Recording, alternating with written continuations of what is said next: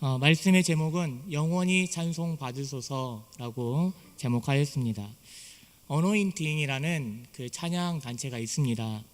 2003년에 시작이 되었고요. 그 뜻은 기름 부으심이라는 뜻입니다. 박철순 간사가 그 대표를 맡으면서 이러한 어떤 목적과 철학을 세웠는데요. 우리는 예배를 예배하지 않는다. 우리는 하나님을 예배한다.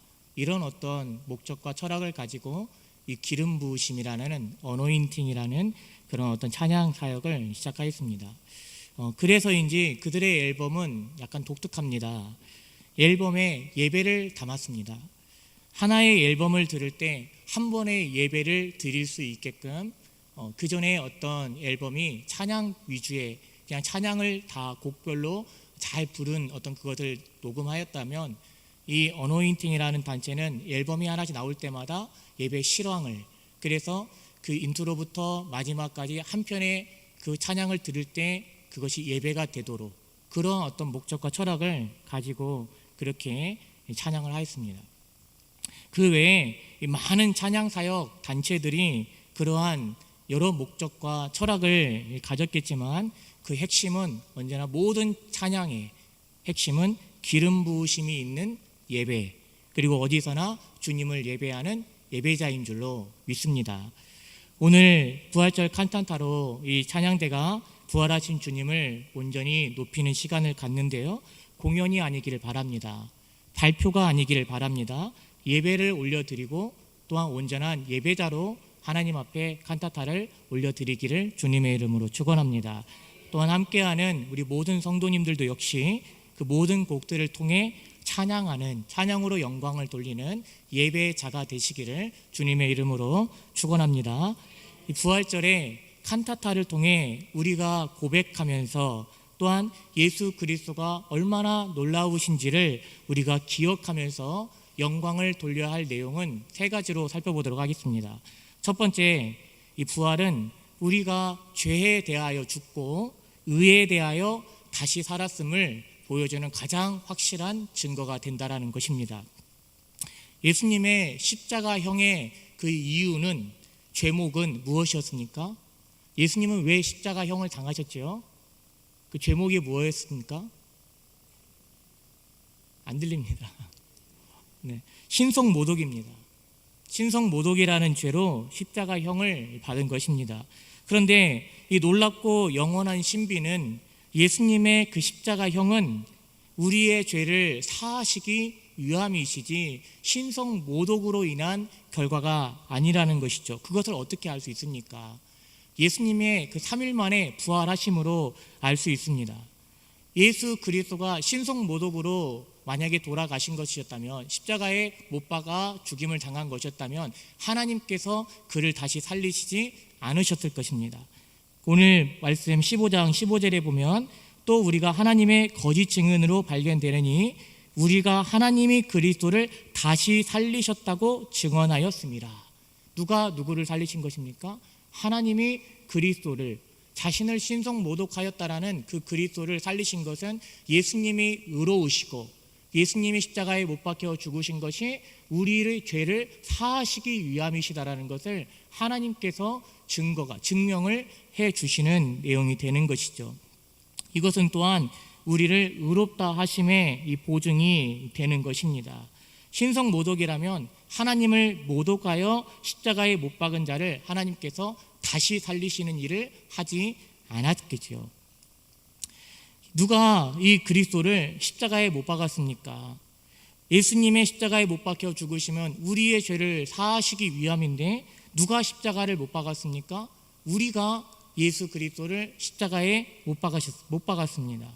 그런데요, 내가 그리스도를 십자가에 못 박았는데 예수 그리스도의 십자가에 못 박혀 죽으심은 내가 못 박은 그 예수가 나와 함께 십자가에 못 박히심, 내가 그리스도와 함께 십자가에 못 박히신 사건이 되게 하신 죄사함의 사건이라는 것을 우리 가운데 보여주고 있다는 것이죠. 예수님이 부활하심으로 자신이 의롭다 하시고 또한 예수 믿는 우리 모두가 그리스도 안에서 십자가에 함께 못 박혀 죽고 함께 다시 살았음을, 그분이 의로우시고 또한 예수 믿는 모든 자에게 의롭다 하심의 보증이 된 사건이 바로 부활입니다. 그렇기 때문에 기독교는 이 부활을 예수님의 십자가의 죽음과 함께 정말 귀하게 여기고 가장 소중하게 여기는 것이죠. 두 번째, 부활은 우리의 믿음도 우리의 소망도 진짜라는 이 증거가 됩니다. 부활하신 예수님을 만난 그 제자들 모두 증인되어서 복음을 전하다가 순교하였습니다. 수많은 믿음의 선배들이 이 자신의 전부를 심지어 생명까지 걸고 이 예수의 증인된 삶을 살았습니다. 어떻게 그것이 가능했느냐? 무엇이 그것을 가능케 했느냐? 부활의 소망이 그것을 가능케 한 것입니다. 초대교회 성도들에게 무엇이 위로였을까요? 그들이 예수 믿는다라는 것은 그렇게 로맨스가 아니었습니다. 아름답지 않았습니다. 그런데 그들에게 예수 믿음으로 인해서 그들이 겪어야 할 그 모든 상황들, 그것에 대한 그들의 진정한 위로는 무엇이었을까요? 부활하신 주님, 내가 그리스도와 함께 부활하신 주님 앞에 설 것이라는 그 부활 소망이 그들로 하여금 그 믿음을 담대하게 지킬 수 있었던 이유가 되었던 것이죠. 그 모든 상황 가운데 부활의 소망은 그들에게 유일한 위로요, 또한 진정한 위로가 되었던 것입니다. 마지막으로 세 번째, 부활은 오늘의 일상, 우리 모든 크리스찬의 일상 역시 부활을 살아가는 삶이 되게 하신다라는 것입니다. 성령께서 하시는 일이 있습니다. 어떤 일을 하십니까? 어떤 비신자를, 예수님 모르는 누군가를 거듭나게 하시는 일을 누가 하십니까? 성령님이 하십니다. 그리고 그 성령님이 어떠한 일을 하십니까? 예수를 믿고 거듭난 누군가로 하여금 그리스도를 따르고 그리스도를 비추고 오직 그리스도를 높이는 그 일을, 그리스도를 닮아가게 하시는 그 일을 성령께서 하십니다. 그런데요, 오늘 우리가 다 읽지는 않았지만 15장 42절, 44절에 보면 이런 말씀이 있어요. 죽은 자의 부활도 그와 같으니 썩을 것으로 심고 썩지 아니할 것으로 다시 살아나며 욕된 것으로 심고 영광스러운 것으로 다시 살아나며 약한 것으로 심고 강한 것으로 다시 살아나며 육의 몸으로 심고 신령한 몸으로 다시 살아나나니, 이렇게 말씀을 하십니다. 우리가 이 땅에서의 삶을 살아가는 것을 하나님 보시기에 어떤 면에서는 썩을 것으로 심는 것이다. 그런데 하나님 앞에 섰을 때는 썩지 아니할 것으로 다시 하나님 앞에 섭니다. 욕된 것으로 심음이다. 그러나 영광스러운 것으로 다시 살아납니다. 우리의 모든 일상을 하나님 앞에서 이 부활의 소망은 어떻게 오늘의 삶을, 부활의 삶을 살아가게 하시는 그 일을 이루어 주시는 것이죠. 하나님 앞에 설 것을 확실히 믿는다면, 우리 모두가 내가 하나님 앞에 설 것을 확실히 믿는다면 누가 이 세상에서 이 짧은 인생을 자기의 정욕대로, 자기가 원하는 대로 그렇게 마음껏 살다가 하나님 앞에 나아갈 것을 그렇게 기대할 수 있겠습니까?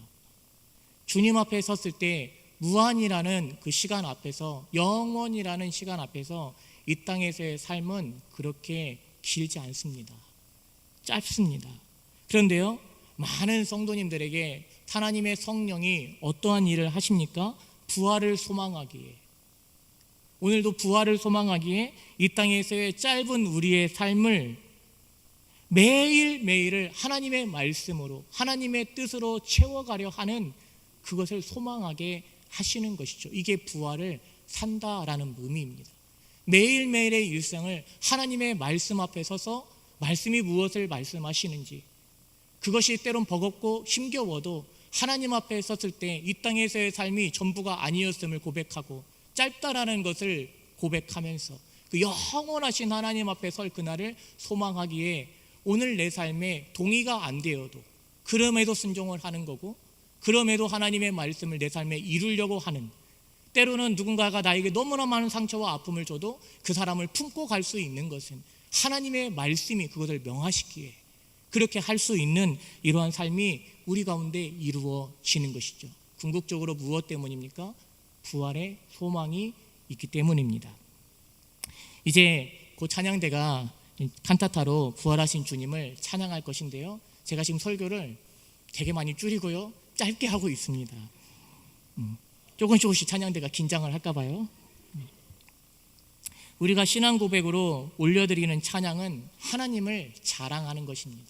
찬양의 핵심입니다. 우리가 찬양하고 찬송하는 것은 하나님을 자랑하는 것입니다. 하나님에 대한 그 놀라움을, 하나님의 그 하나님 되심을 높여 드리는 것이 찬양의 핵심입니다. 찬양과 경배의 차이가 무엇입니까? 찬송은 그 핵심이 소리이지만 경배는 몸가짐입니다. 찬양이 터져나오는 감격과 그 하나님의 놀라우심을 곡으로 담아서 하나님을 높이는 것이라면, 경배는 그 놀라우신 하나님 앞에 내 자신을 낮추는 몸가짐입니다. 저는 오늘 부활절 칸타테로 찬양대가 하나님께 영광을 돌릴 때 우리 모두가 목소리로는 하나님을 온전히 높여 드리고, 또 우리는 경배하는 자로서 우리의 몸가짐을 하나님 앞에 온전히 그 가사의 내용을 고백하며 낮추며, 그렇게 온전히 하나님만을 자랑하는 이 밤이 되시기를 주님의 이름으로 축원합니다.